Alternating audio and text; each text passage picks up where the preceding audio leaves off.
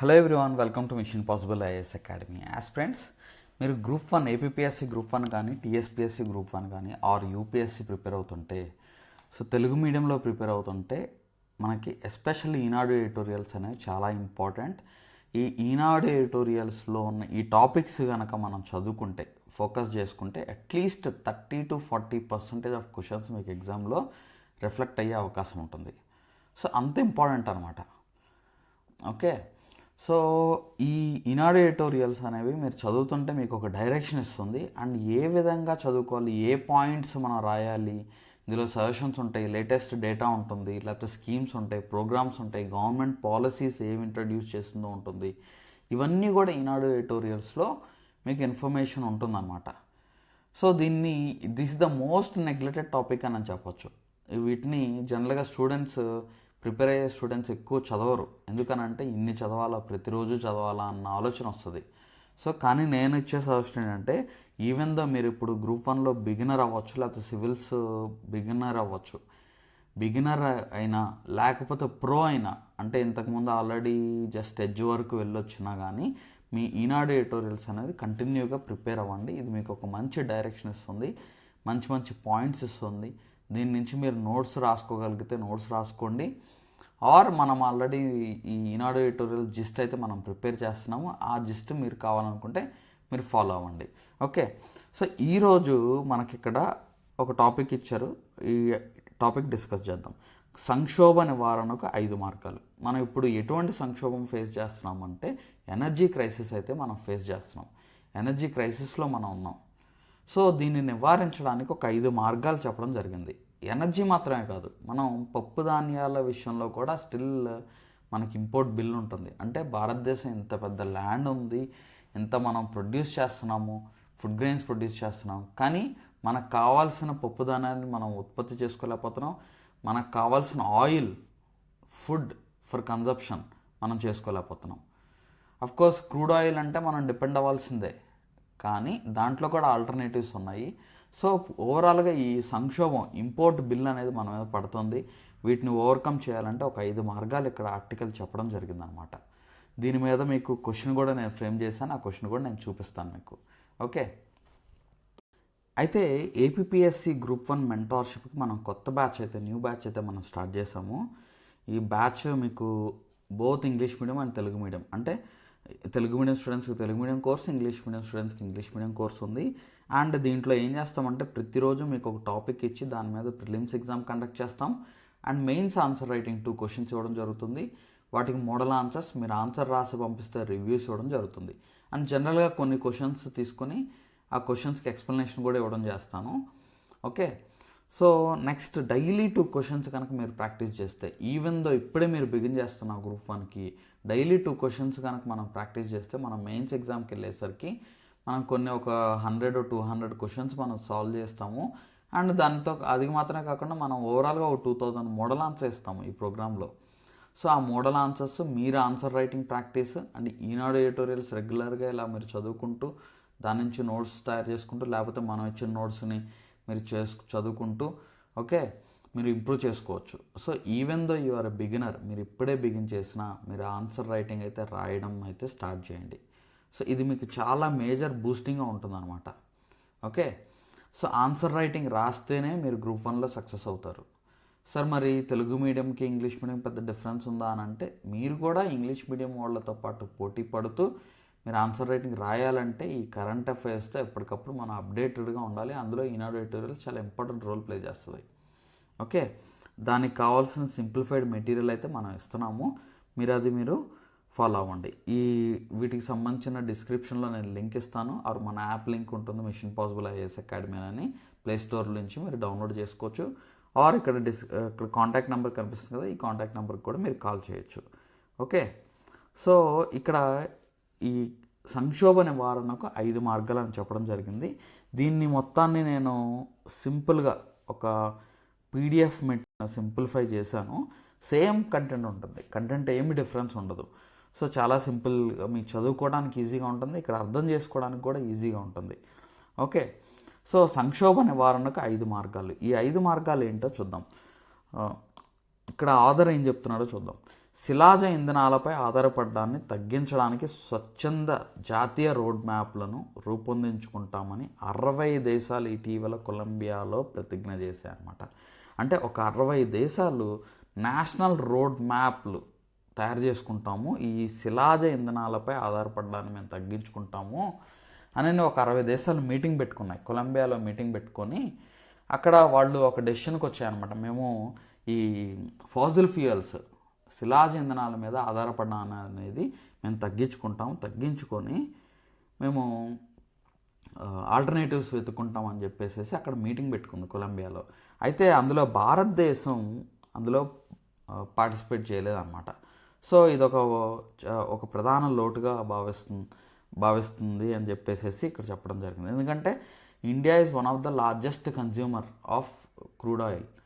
Okay, కాబట్టి భారతదేశం ఇలాంటి వాటిల్లో కూడా చేరి, అలాంటి దేశాల జాబితాలో కూడా చేరి వాళ్ళతో కృషి చేస్తే చాలా మంచిది. ఓకే, ఇదే సమయంలో మరో విరుద్ధ పరిస్థితి మన దేశంలో కనిపిస్తుంది. ఏంటంటే ఏం కనిపిస్తుంది?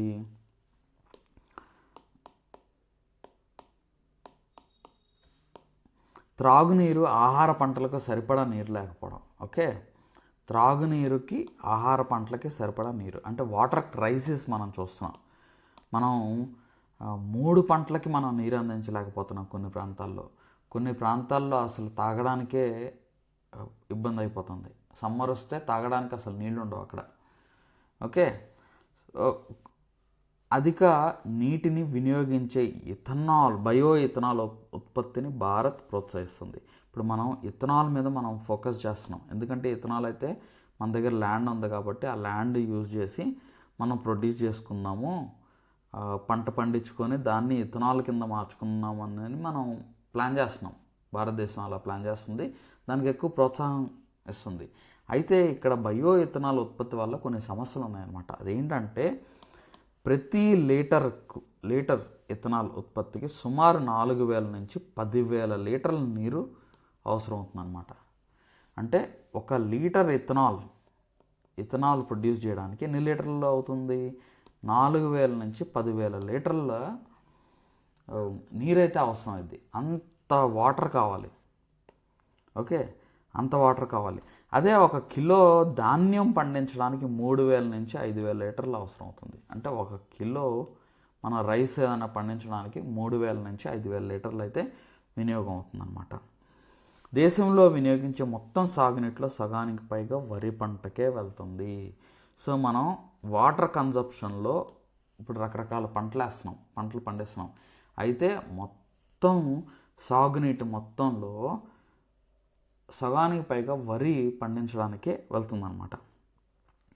అండ్ దేశవ్యాప్తంగా ఉపయోగించే యూరియాలో 3వ వంతు కంటే ఎక్కువ వరి సాగుకి వెళ్తుంది.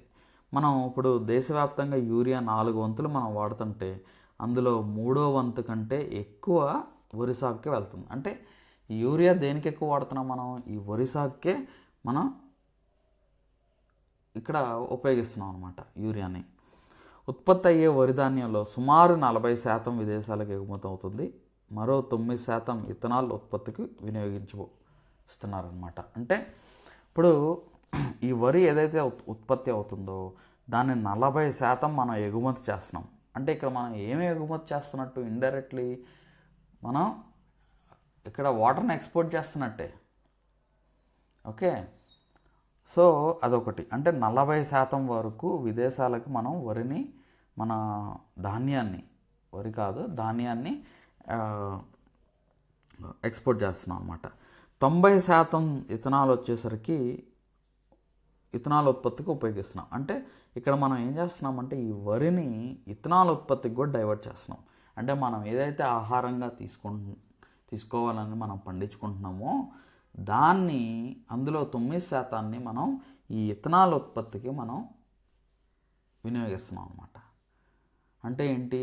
రానున్న రోజుల్లో ఏమైంది? ఈ ఇథనాల్ ప్రొడక్షన్ మీద ఈ వరి నుంచి పంట నుంచి ఇథనాల్ ఉత్పత్తి మీద కనుక మనం ఫోకస్ చేసుకుంటూ వెళ్తే అది కమర్షియలైజ్ అయిపోయింది. ఆ ఫుడ్ గ్రెయిన్స్ కాస్త దేనికి డైవర్ట్ అవుతుంది? ఫ్యూయల్ తయారు చేయడానికి డైవర్ట్ అయింది, ఇంధనం తయారు చేయడానికి డైవర్ట్ అయింది. అంటే మనం ఇంకా మన దేశంలో ఇంకా పేదరికం ఉంది, మన దేశంలో ఇంకా 3 పూట్ల సరిగ్గా ఆహారం ఆహారం లేని పరిస్థితులు ఉన్నాయి, కుటుంబాలు ఉన్నాయి. కానీ ఏం చేస్తున్నాం మనం, ఈ ఫుడ్ని కాస్త మనం ఇంధనం తయారు చేయడానికి, ఫ్యూయల్ తయారు చేయడానికి మనం డైవర్ట్ చేస్తున్నాము అని ఇక్కడ ఆథర్ చెప్తున్నాడు అనమాట. సో దీనివల్ల వచ్చే సైడ్ ఎఫెక్ట్స్ ఏంటి అని అంటే, వరి సాగుకు ప్రభుత్వం ఇస్తున్న సబ్సిడీలు, ఎరువులు, విద్యుత్, నీరు, ఇంధనం, ఈ వనరులన్నీ కూడా వనరుల్లో పెద్ద భాగం మొత్తం కూడా ధాన్యం ఎగుమతులకి, ఇథనాల్ తయారీకి మళ్ళీపోతుంది అన్నమాట. అంటే ఇప్పుడు ప్రభుత్వం సబ్సిడీ ఇస్తుంది, ఎరువులు సబ్సిడీ ఇస్తుంది, విద్యుత్ ఇస్తుంది, ఫ్రీ కరెంట్ ఇస్తుంది, నీరు సప్లై చేస్తుంది, ఓకే, ఇంధనం ఖర్చు పెట్టచ్చు, ఓకే. సో ఇదంతా కూడా దేనికి వెళ్తుంది అని అంటే, మనం ధాన్యం ఎక్స్పోర్ట్ చేయడానికి, ఇథనాల్ తయారీకి మళ్ళుతుంది అని చెప్పేసి ఇక్కడ ఆథర్ చెప్తున్నాను అనమాట. సో అయితే మనం ఇక్కడ ఏం ప్రాబ్లమ్స్ చూస్తాం, వాటర్ ఎక్సెస్ వాడుతున్నాం, ఇదొక ప్రాబ్లం ఉంది. నెక్స్ట్ యూరియా ఎక్కువ వాడుతున్నారు, ఇదో ప్రాబ్లం ఉంది, అవునా. సో ఈ ప్రాబ్లంను ఓవర్కమ్ చేయడానికి ఏం చేయొచ్చో ఇక్కడ చెప్తున్నాను అనమాట. పంటల మార్పిడి పద్ధతి అవసరం. ఇప్పుడు జనరల్గా ఇప్పుడు రైతులు చేసే పెద్ద మిస్టేక్ ఏంటి అని అంటే, ఇప్పుడు ఈ ఇయర్ వరి పండించారు అనుకోండి, ఓకే, ఖరీఫ్కి వరి వేస్తారు, మళ్ళీ గ్యాప్ ఇచ్చి మళ్ళీ రబీకి కూడా వరి వేస్తారు అనుకుందాం, ఓకే, వాటర్ సప్లై అంతా మంచిగానే ఉండి. సో ఇక్కడ మళ్ళీ నెక్స్ట్ ఇయర్ మళ్ళీ అదే వరి వేస్తారు అనుకోండి, మళ్ళీ ఇలా కంటిన్యూ అవుతుందంటే ఇక్కడ ఆ సాయిల్ ఫెర్టిలిటీ అనేది తగ్గిపోయింది. సాయిల్ ఫెర్టిలిటీ తగ్గిద్ది, ఆర్టిఫిషియల్గా మనం ఫెర్టిలైజర్స్ ఎక్కువ వాడాల్సి వస్తుంది. అదే పంటల మార్పిడి పద్ధతి కనుక మనం అవలంబిస్తే, ఈ గతంలో రైతులు ఏం చేసేవాళ్ళు అంటే ఎక్కువ ఈ పంట మార్పిడి పద్ధతి అనేది బాగా ఉపయోగించేవాళ్ళు. సో ఇప్పుడు ఆల్టర్నేటివ్స్ వేసేవాళ్ళు అనమాట. ఇప్పుడు వరి వేస్తే తర్వాత ఏదన్నా కందులో, లేకపోతే పెసల్లో, మినుములో, ఓకే, ఈ పప్పు ధాన్యాలు సంబంధించిన ఫుడ్ క్రాప్స్ అనేది ఆ క్రాప్స్ వేసేవాళ్ళు అనమాట. అప్పుడు ఏం చేస్తా ఈ పల్సెస్ జనరల్గా ఏం చేస్తాయి అంటే నైట్రోజన్ ఫిక్సేషన్ చేస్తాయి అనమాట. నైట్రోజన్ ఫిక్సేషన్ చేస్తాయి అంటే వాతావరణంలో ఉన్న నైట్రోజన్ని కాస్త నైట్రైట్ కిందకి మారుస్తుంది అనమాట. సో మార్చి ఆ సాయిల్లో ఉండేలాగా, సాయిల్ నుంచి మళ్ళీ మొక్కలోకి వచ్చేలాగా చేస్తుంది. సో అది ఆ సాయిల్ ఫెర్టిలిటీ పెంచడం కోసం ఉపయోగిస్తారు, ఓకే. మళ్ళీ అందులో ఏదైతే ఆ స్టెమ్ ఉంటుంది కదా, ఆ కాండం అవన్నీ ఉంటాయి కదా, సో వేస్ట్ వస్తుంది కదా, ఆ వేస్ట్ని మళ్ళీ కొంత సాయిల్లో కలిసిపోయినప్పుడు అది కూడా ఒక మాన్యూర్ లాగా ఉపయోగపడుతుంది అన్నమాట. సో అలా చేయడం వల్ల ఒకటి ప్రోటీన్ ఫుడ్ అనేది రైతులకి దొరుకుతుంది. నెక్స్ట్ మనకి మిగతా ప్రజలకు కూడా ఎక్స్పోర్ట్ చేయడానికి ఉపయోగపడుతుంది, మిగతా ప్రజలకు కూడా సేల్ చేయడానికి ఉపయోగపడుతుంది. కానీ ఇప్పుడు జరిగే పద్ధతి ఏంటి అని అంటే, ఒకే పంటను అలా కంటిన్యూగా వేయడం వల్ల ఎక్కువగా మనం ఆర్టిఫిషియల్గా ఫెర్టిలైజర్స్ వాడాల్సిన పరిస్థితి అనమాట. అర్థమైందా అండి. సో దానికి ఖర్చు కూడా రైతులకు ఎక్కువ అవుతుంది, దిగుబడి తక్కువ వస్తుంది. ఆర్టిఫిషియల్గా ఎంతని పంపు చేయగలుగుతారు, దిగుబడి తక్కువ వస్తుంది. సో ఇలాంటివి ఓవర్కమ్ చేయాలి, పంటల మార్పిడి పద్ధతి అవసరం అని చెప్పేసి ఇక్కడ ఆథర్ చెప్తున్నాను అనమాట. రసాయన ఎరువుల వినియోగానికి ముందు పప్పు ధాన్యాలు, ఆహార ధాన్యాల పంటల మార్పిడి పద్ధతి వ్యవసాయాన్ని స్థిరంగా నిలబెట్టేది. ఈ పంటల మార్పిడి వ్యవసాయం అనేది గతంలో స్థిరంగా నిలబెట్టేది రైతుల్ని అని చెప్పేసి ఇక్కడ చెప్తున్నాను అనమాట. దేశం తన పప్పు ధాన్య అవసరాల్లో 20% దిగుమతి చేసుకుంటుంది. సో ఆల్మోస్ట్ 20% మనం ఇంకా ఇంపోర్ట్ చేసుకుంటున్నాం, మన పల్సెస్ కోసం మనం ఇంకా ఇంపోర్ట్ చేసుకుంటున్నాం. అర్థమైందండి. సో అది మనం పండించుకోగలం, మన రైతుల్లో అవేర్నెస్ క్రియేట్ చేసి ఎక్కువ ప్రమోట్ చేస్తే మనమే పంట పండించుకోవచ్చు. మళ్ళీ ఆ 20% కోసం మళ్ళీ మనకి ఇంపోర్ట్ బిల్ అయితే పడుతుంది అన్నమాట, ఓకే. సో దానికి అంటే పల్సెస్ ప్రొడక్షన్ మీద ఎక్కువ ఫోకస్ చేయాలి, దానివల్ల అడ్వాంటేజెస్ ఉన్నాయని చెప్పేసి ఇక్కడ ఆథర్ చెప్తున్నాను అనమాట. సో ఈ పల్సెస్ ప్రొడక్షన్ వల్ల, పప్పు ధాన్యాల ఉత్పత్తి వల్ల కలిగే లాభాలు కూడా ఇక్కడ చెప్పడం జరిగింది. యూరియా డిమాండ్ తగ్గుతుంది. మీరు ఎగ్జామ్లో ఇలాంటి పాయింట్స్ రాయొచ్చు. ఓకే, సో క్వశ్చన్ ఈ కాన్సెప్ట్ మీద అడిగితే ఈ పాయింట్స్ రాయొచ్చు. యూరియా డిమాండ్ అనేది తగ్గుతుంది, ఎందుకంటే అదే నైట్రోజన్ ఫిక్సేషన్ చేస్తుంది కాబట్టి యూరియా డిమాండ్ తగ్గిద్ది. నెక్స్ట్ ప్రోటీన్ లోపాన్ని కూడా అధిగమించవచ్చు. ఈ పల్సెస్ అనేవి కాస్ట్ ఎఫెక్టివ్. ఇప్పుడు మన కేజీ ఇప్పుడు 130, 150 పెట్టుకుంటే కందిపప్పు వస్తుంది. సో ప్రోటీన్ ఫుడ్ అందించడానికి అవకాశం ఉంటుంది. యాక్చువల్గా చెప్తున్నాను. నేల సారవంతం పెరుగుతుంది. అర్థమవుతుందా అండి? నేల సారవంతం పెరుగుతుంది. సో ఇలాంటి లాభాలు అయితే ఉన్నాయన్నమాట. అంటే మనం ఏం చేయాలి, ఈ ఫెర్టిలైజర్ ఓవర్ యూసేజ్ అనేది ఇక్కడ తగ్గించాలి. నెక్స్ట్ అక్కడ అదే పొలంలో వేరే పంట వేస్తే అక్కడ దిగుబడి కూడా పెరుగుతుంది. ఎందుకంటే ఇక్కడ సాయిల్ ఫెర్టిలిటీ పెరుగుతుంది కాబట్టి. అర్థమైందండి? అది మాత్రమే కాకుండా ఒకవేళ పప్పు ధాన్యాలు పండించకుండా ఉండి పంట మార్పిడి చేయకుండా ఉంటే అప్పుడు పరిస్థితి ఏంటి అని అంటే, ఇప్పుడు బొగ్గు ఆధారిత విద్యుత్ కేంద్రాల నుంచి విడుదలయ్యే సల్ఫర్ డయాక్సైడ్ ఎరువుల పొలాల నుంచి వెలువడే అమ్మోనియా, ఈ రెండు కలిసిపోయి ధూళికణ కాలుష్యాన్ని సృష్టిస్తున్నాయి అన్నమాట. అంటే ఇప్పుడు మనం ఎక్కువ ఓవర్గా ఫెర్టిలైజర్స్ వాడేస్తాం అనుకోండి. ఫెర్టిలైజర్స్ ఎక్కువ వాడితే అది ఆ మొక్క ఎంతవరకు తీసుకోగలుగుతో అంతవరకు తీసుకుంటుంది. మిగతా అంతా ఏమైంది, గాల్లో కలిసిపోతుంది. కొంత ఎవాపరేట్ అయిపోయిద్ది. ఓకే, కొంత నేలలో అలా ఉండిపోయిద్ది. సో ఈ ఏదైతే అమ్మోనియం విడుదలవుతుందో అది సల్ఫర్ డయాక్సైడ్, అంటే మనకి బొగ్గు ఆధారిత విద్యుత్ కేంద్రాల నుంచి వచ్చే సల్ఫర్ డయాక్సైడ్తో కలిసిపోయి ధూళికణ కాలుష్యాన్ని సృష్టిస్తుంది అనమాట. అంటే ఏంటి, ఇండైరెక్ట్గా మనం పొల్యూషన్ క్రియేట్ చేస్తున్నాం ఇక్కడ. దీనివల్ల ఆ ప్రాంతంలో నివసించే వ్యక్తులకి తీవ్రమైన శ్వాసకోశ సమస్యలు, అనారోగ్యాలు, మరణాలు ఇవన్నీ కూడా సంభవిస్తున్నాయి. ఓకే, సో ఇది మన స్వయంకృత తప్పిదాలే ఈ పర్యావరణ సంక్షోభాలకు కారణమవుతున్నాయి అన్నమాట. సో మనం చేసుకున్న తప్పులే ఇవి. రైతుల్లో అవేర్నెస్ క్రియేట్ చేయకపోవడం, రైతులు కూడా ఆల్టర్నేటివ్స్ వెతకపోవడం, ఫెర్టిలైజర్స్ కన్జంప్షనే ఒక కమర్షియలైజేషన్ అయిపోయింది. దాని మీద కంపెనీస్ రెవెన్యూస్ కోసం ఎదుగుతున్నాయి. సో గవర్నమెంట్ కూడా వాటిని ఎంకరేజ్ చేస్తుంది అనమాట. సో ఇది మొత్తం కూడా మనం శాస్త్రీయ పరిష్కారాల వైపు అయితే వెళ్ళాలి. అప్పుడే మనం ఫ్యూయల్ మనం ప్రొడ్యూస్ చేసుకోగలుగుతాం బెటర్గా.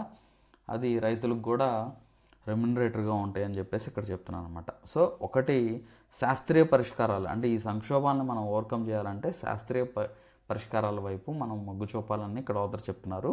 అందులో మొట్టమొదటి వచ్చేసరికి పప్పు ధాన్యాల ఉత్పత్తిని పెంచాలి. సో మన దగ్గర యాక్చువల్గా పంటలకు అవసరమయ్యే పోషకపు పేడ, మురుగునీరు ఇవి లభిస్తున్నాయి. ఇప్పుడు ఆవు నుంచి లేకపోతే గేదెల నుంచి ఆ పేడ లభిస్తుంది. నెక్స్ట్ మురుగునీరు కూడా ఉంటుంది. సో కానీ వాటిని సరిగ్గా శుద్ధి చేసి దాన్ని ఎరువుగా మార్చడానికి మనం వ్యవస్థల్ని సృష్టించుకోవట్లేదు. సో ఆ వ్యవస్థలు, అలాంటి వ్యవస్థలు లేకపోవడం వల్ల మనం వెరీ షార్ట్ కట్స్ ఎత్తుక్కుంటున్నాం అనమాట. రసాయన ఎరువులపై మనం అధికంగా ఆధారపడడం జరుగుతుందన్నమాట. అయితే 2017లో ప్రధానమంత్రి నరేంద్ర మోడీ వచ్చే 5 ఏళ్లలో ఎరువుల వినియోగాన్ని సగానికి తగ్గించాలి అని పిలుపునిచ్చారనమాట. అయితే అది సాధ్యం కాలేదు. ఓకే, సో ఈ పప్పు ధాన్యాల వల్ల ప్రయోజనాలు ఏంటంటే ఈ పంటల వల్ల వాతావరణ నత్రజనిని స్థిరీకరిస్తాయి, తక్కువ నీటితో పండుతాయి. నెక్స్ట్ వీటి అడ్వాంటేజెస్ ఏంటంటే ఈ పప్పు ధాన్యాల వల్ల నీటి వినియోగం కూడా తగ్గుతుంది అనమాట. యూరియా వినియోగాన్ని కూడా తగ్గిస్తుంది. మనం 2025లో ఒక పప్పు ధాన్యాల స్వయం సమృద్ధి మిషన్ని మనం లాంచ్ చేసుకున్నాం. ఓకే, సో ఇది 2025 అక్టోబర్లో ఈ మిషన్ని ప్రారంభించడం జరిగింది. వచ్చే 5 ఏళ్లలో 350 లక్షల టన్నులకి మనం ఈ పప్పు ధాన్యాల ఉత్పత్తిని పెంచాలని లక్ష్యంగా పెట్టుకున్నారనమాట. దీనికోసం 11,440 కోట్లు కేటాయించడం జరిగింది. అయితే ఇది 2025లో స్టార్ట్ చేశారు కదా, అప్పటి నుంచి ఇప్పటి వరకు మనం తీసుకుంటే 1.26% మాత్రమే ఈ పప్పు ధాన్యాల ఉత్పత్తి అనేది పెరిగిందనమాట గత సంవత్సరంతో పోలిస్తే. అంటే ఏంటి, మనం రియల్ చేంజ్ అనేది తీసుకురావాలి. ఓకే, ఇలాంటి మిషన్స్ ఎంత పెట్టినా, ఎంత ఖర్చు పెట్టినా కానీ ప్రజల్లో ఆ మార్పు అనేది తీసుకురావాలి అని ఇక్కడ చెప్తున్నాను అనమాట. నెక్స్ట్ ఇంకొక ఫోకస్ ఏరియా దేని మీద మనం ఫోకస్ చేయాలంటే బయోగ్యాస్ అండ్ బయోచార్ వినియోగాన్ని మనం పెంచాలి. ఇప్పుడు వంట గ్యాస్ ఎల్పిజీలకు బదులుగా మనం బయోగ్యాస్ బయోచార్ వినియోగాన్ని మనం పెంచాలి. ఇప్పుడు ఫర్ ఎగ్జాంపుల్ రైతులకి అంటే ఇప్పుడు ఉన్న విలేజెస్లో ఉన్న స్ట్రక్చర్ మారిపోతుంది. ఇప్పుడు గతంలో ఎలా ఉండేదంటే ప్రతి రైతుకి జనరల్గా చాలామంది రైతులకి పాడి ఉండేది. ఆ పాడి రైతుని కాపాడేది అనమాట. ఓకే, డబ్లింగ్ ద ఫార్మర్స్ ఇన్కంలో ఈ పాడి అనేది రైతుల్ని కాపాడేది. ఎలా కాపాడేది? అక్కడ రైతులకి జనరల్గా ఈ కౌస్ ఆ మిల్క్ ఇంట్లో వాళ్ళకి కన్జప్షన్కి వాడుకునేవాళ్ళు, మళ్ళీ బయట సేల్ చేసుకునేవాళ్ళు, వాళ్ళకి ఎంతో కొంత ఖర్చులకు వచ్చేది. నెక్స్ట్ అదే పాడి మళ్ళీ పొలంలో పనిచేయడానికి ఉపయోగపడేది. నెక్స్ట్ అదే పాడి నుంచి కౌడంగ్ కనుక యూజ్ చేసుకొని దాన్ని ఎరువుగా వాడుకునేవాళ్ళు, దాన్ని ఫెర్టిలైజర్గా వాడేవాళ్ళు, లేకపోతే దాన్ని పెస్టిసైడ్స్గా కూడా వాటిని తయారు చేసుకొని వాడడానికి ఉపయోగపడేవి. ఓకే, ఇలాగ మల్టీపర్పస్ ఉపయోగించుకునేవాళ్ళు. కానీ ఇప్పుడు ఎప్పుడైతే ఈ ఎడ్యుకేషన్ వచ్చి ఎప్పుడైతే ఈ మైగ్రేట్ అవుతున్నారో, మైగ్రేషన్ అయ్యే కొద్దీ ఏమైందంటే ఈ యానిమల్స్ బేస్డ్ లివింగ్ అనేది తగ్గిపోయింది. అర్థమైందా అండి? సో అప్పుడు ఆటోమేటిక్గా రైతుల ఇన్కమ్ అనేది తగ్గిపోవడం, రైతులు నష్టపోవడం, ఇదంతా మనం చూస్తున్నాం. Education important. మరి ఎడ్యుకేషన్ ఇంపార్టెంట్ కదా సార్, మైగ్రేషన్ కూడా ఇంపార్టెంటే కదా, వాళ్ళు డెవలప్ అవ్వాలి. ఎస్, ఇంపార్టెంటే. దాంతోపాటు గవర్నమెంట్ ప్రోత్సహించాల్సింది ఏంటంటే ఈ యానిమల్ రేరింగ్ మీద కూడా మనం ప్రోత్సహించాలి గవర్నమెంట్. ఓకే, సో అయితే ఈ కౌడంగ్ వల్ల ఏంటంటే బయోగ్యాస్ను ఉత్పత్తి చేయొచ్చు.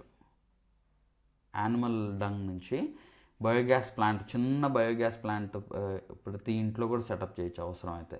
లేకపోతే 2-3 ఇళ్ళకి సరిపడా ఒక బయోగ్యాస్ ప్లాంట్ని సెటప్ చేయొచ్చు. Animal waste, next other waste ఏవైతే ఉన్నాయో ఆ వేస్ట్ని ఉపయోగించి బయోగ్యాస్ని తయారు చేయొచ్చు. నెక్స్ట్ బయోచార్ అంటాం. బయోచార్ అంటే ఏంటంటే ఇది ఈ మనకి పంట నుంచి వచ్చే వేస్ట్ ఉంటుంది కదా, ఆ వేస్ట్ని బర్న్ చేస్తే లో ఆక్సిజన్ ఎన్విరాన్మెంట్లో కనుక బర్న్ చేస్తే అది బయోచార్ కిందకి మారిద్ది అనమాట. సో ఆ బయోచార్ని తీసుకెళ్ళి మళ్ళీ ఎరువుగా కూడా వాడచ్చు అనమాట. సో ఎరువుగా వాడితే అడ్వాంటేజ్ ఏంటంటే అది కార్బన్ సీక్వెన్స్ట్రేషన్కి ఉపయోగపడుతుంది. అంటే ఏంటంటే కార్బన్ డైఆక్సైడ్ ఏదైతే ఉందో అది ఈ బయోచార్ ట్రాప్ చేస్తుంది అనమాట, కార్బన్ డైఆక్సైడ్ని. నెక్స్ట్ వాటర్ని కూడా ట్రాప్ చేస్తుంది. అంటే వాటర్ని కూడా అక్కడ తేమ ఉండేలా చూస్తుంది బయోచార్ని ఉపయోగిస్తే. అంత ఈజీగా డ్రై అయిపోదు. ఇప్పుడు వాటర్ అవసరమైనప్పుడు పంటకు పట్టించామనుకోండి, ఆ వాటర్ కొంచెం ఇంకా ఎక్కువ వాటర్ రిటెన్షన్ కెపాసిటీ ఎక్కువ ఉంటుంది ఈ బయోచార్కి. ఓకే, సో యాక్టివేటెడ్ చార్కోల్ లాగా పనిచేస్తుంది అనమాట. అర్థమైందా అండి? సో ఈ బయోగ్యాస్కి బయోచార్కి ముడి పదార్థాలు మనకి అక్కడ అవైలబుల్ ఉన్నవి ఏంటి? పంట వ్యర్థాలు, పశువుల పేడ, ఇతర జీవ వ్యర్థాలు, ఇవి. ఓకే, భారతదేశంలో ఈ కంప్రెస్డ్ బయోగ్యాస్ కెపాసిటీ ఎంత అని అంటే 9,000 కోట్ల ఘనపు మీటర్ల కంప్రెస్డ్ బయోగ్యాస్ని ఉత్పత్తి చేసే సామర్థ్యం భారతదేశానికి ఉంది. 9,000 కోట్ల ఘనపు మీటర్ల కంప్రెస్డ్ బయోగ్యాస్ ఉత్పత్తి చేసే సామర్థ్యం ఉంది. సో ఇవన్నీ కూడా మీకు ఇంపార్టెంట్ డేటాయే కదా, ఇది మీరు ఎగ్జామ్లో ప్రజెంట్ చేయగలుగుతారు కదా ఈ డేటాని ఈనాడు ఎడిటోరియల్స్ చదివితే. సో అది ఓకే. దీనివల్ల ఏంటంటే మనం సహజ వాయు దిగుమతులపై ఆధారపడాల్సిన అవసరం తగ్గుతుంది, పర్యావరణ కాలుష్యం కూడా తగ్గుతుంది. సో చూడండి, ఇప్పుడు మన ఏ విలేజ్కి ఆ విలేజ్ అక్కడే మనం డీసెంట్రలైజ్ చేసి బయోగ్యాస్ ప్లాంట్స్ని సెటప్ చేస్తే ఒకటి ఆ బయోగ్యాస్ నుంచి బయోగ్యాస్ వస్తుంది, దాన్ని ఆ వేస్ట్ తర్వాత ఫైనల్గా అది ఎరువు కింద మారుతుంది, ఆ ఎరువు తీసుకెళ్ళి పొలంలో యూజ్ చేసుకోవచ్చు. ఓకే, సో ఇలా గనక చేయగలిగితే మనం బయట దేశాల నుంచి ఈ ఇంపోర్ట్ బిల్ అనేది మనం తగ్గిపోతుంది అనమాట. ఓకే, సో ప్రస్తుత పరిస్థితి ఏంటి అని అంటే 2025 నాటికి 170 ప్లాంట్లు పనిచేస్తున్నాయి అన్నమాట ఈ కంప్రెస్డ్ బయోగ్యాస్ ప్రొడక్షన్ ప్లాంట్స్. మరో 300 ప్లాంట్ల నిర్మాణంలో ఉన్నాయన్నమాట. బయోగ్యాస్ బయోచార్ మార్కెట్లు సంవత్సరానికి సుమారు 10% వృద్ధి నమోదు చేస్తున్నాయన్నమాట. సంవత్సరానికి 10% వృద్ధి నమోదు చేస్తున్నాయి. ఓకే, సో ఇక్కడ ఇది చాలా చాలా ఇంపార్టెంట్. మనం ఎప్పుడైతే ఈ ఎల్పిజి క్రైసిస్ వచ్చిందో ఆల్టర్నేటివ్ ఫ్యూయల్ మీద, ఆల్టర్నేటివ్ మన డొమెస్టిక్ ప్రొడక్షన్ మీద గవర్నమెంట్ బాగా ఫోకస్ చేసింది. ఇది ఈ బయోచార్ అండ్ బయోగ్యాస్ మార్కెట్ 10% పెరుగుతుంది పర్ ఇయర్ 10% మార్కెట్ పెరుగుతుంది అనమాట. సో ఇది ఒక రకంగా మంచి శుభపరిణామం అని చెప్పచ్చు. మనం బయట దేశాల నుంచి ఆ ఫ్యూయల్ కోసం, ఎల్పిజి కోసం మనం ఆధారపడాల్సిన అవసరం ఉండదు, ఆర్ తగ్గుతుంది. ఓకే, సేంద్రియ ఎరువుల వినియోగం ఒకటి చేయాలి. అంటే 3వ పాయింట్ వచ్చేసరికి సేంద్రియ ఎరువుల వినియోగం పెంచాలి. అంటే పేడ, బయోచార్, కంపోస్ట్ వినియోగాన్ని పెంచిన తర్వాతే అవసరమైతే రసాయన ఎరువులు అదనంగా యూజ్ చేయడం చేయాలి అవసరమైతే. ఓకే, అయితే సిఫార్సు చేసిన మోతాదులో సగం వరకు సేంద్రియ ఎరువులతో భర్తీ చేయవచ్చు అనమాట. అంటే ఇప్పుడు ఫర్ ఎగ్జాంపుల్ ఒక పర్టికులర్ క్రాప్ ప్రొడక్షన్కి కొంత సిఫార్సు చేశారనుకోండి క్వాంటిటీ, ఆ క్వాంటిటీలో హాఫ్ ఆఫ్ ద అమౌంట్ మనం ఈ సేంద్రియ ఎరువుల నుంచి కనుక ఉపయోగించుకోగలిగితే మనకు కొంత మిగులుతుంది. నెక్స్ట్, పచ్చి రొట్టె ఎరువుల ఉత్పత్తి వినియోగాన్ని కేంద్ర ప్రభుత్వం రాష్ట్రాలకు ప్రోత్సహిస్తుంది. పచ్చి రొట్టె ఎరువుల ఉత్పత్తి అని అంటే ఇప్పుడు జనరల్గా మనం ఈ పల్సెస్ ఉన్నాయి కదా, ఈ పల్సెస్ సంబంధించిన మొక్కలను వేసి అవి మొలకలు కొంచెం లైట్గా మొలకలు వచ్చిన తర్వాత వాటిని దున్నేస్తారు అనమాట, లేకపోతే వాటిని మట్టిలో కలిపేస్తారు. దాన్ని పచ్చి రొట్టె ఎరువు అని అంటారనమాట. అంటే ఆ మొక్కను వేసి మళ్ళీ అందులో కొంచెం మొలక వచ్చిన తర్వాత ఇమ్మీడియట్గా దాన్ని మట్టిలో మళ్ళీ కలిపేస్తారు, దున్నేస్తారు. దున్నడం వల్ల ఏంటంటే అది ఎరువు కిందకి మారుతుంది అనమాట.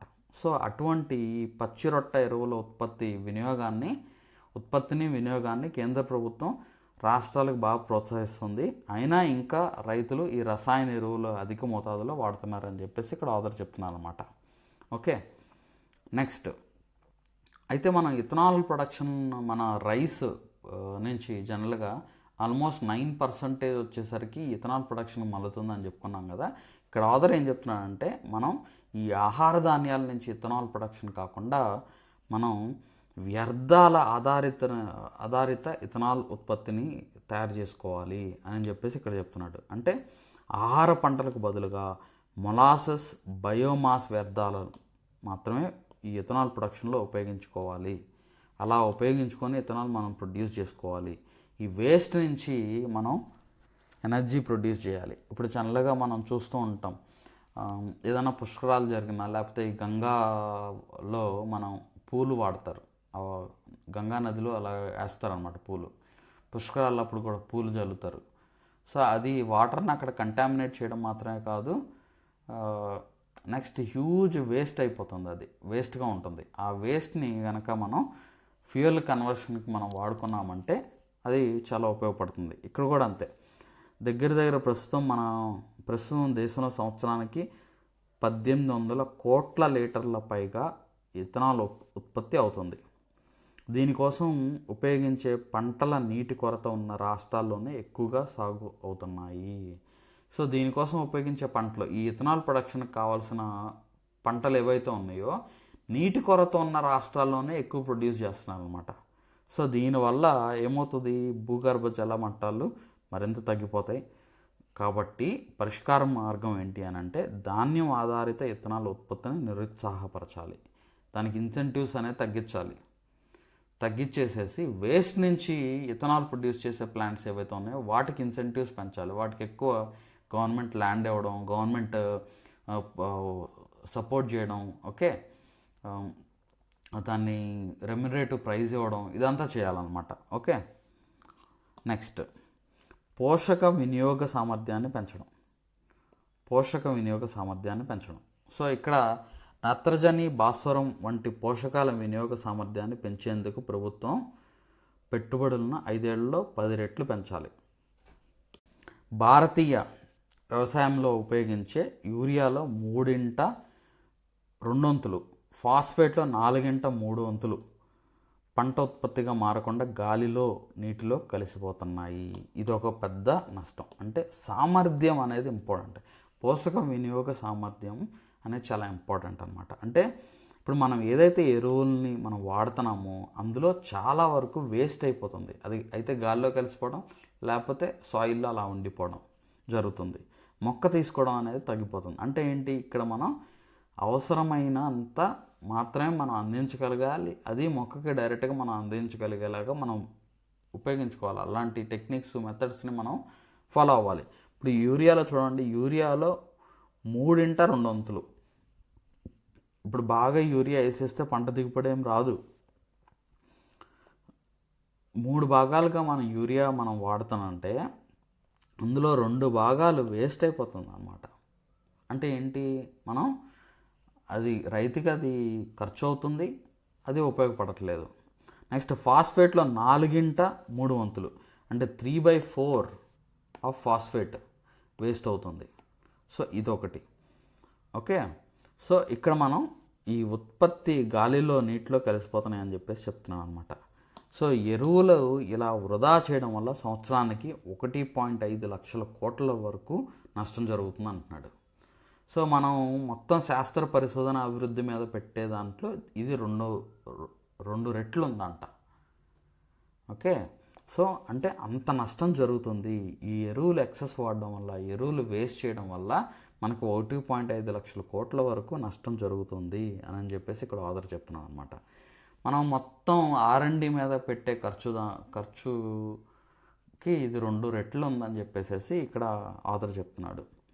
సుస్థిర నత్రజని నిర్వహణ 2019లో ఐక్యరాజ్య సమితి సుస్థిర నత్రజని నిర్వహణపై తీర్మానం చేసింది. దాన్ని అమలు చేయడానికి 2021లో మన భారతదేశంలో ఒక కమిటీని ఏర్పాటు చేసింది. అయితే దాని సిఫార్సులు అమల్లో రాకముందే 2024లో ఆ కమిటీ పదవి కాలం కూడా ముగిసిందనమాట. మళ్ళీ సమస్య మొదటికి వచ్చిందని చెప్పేసి ఇక్కడ ఆధార్ చెప్తున్నాడు.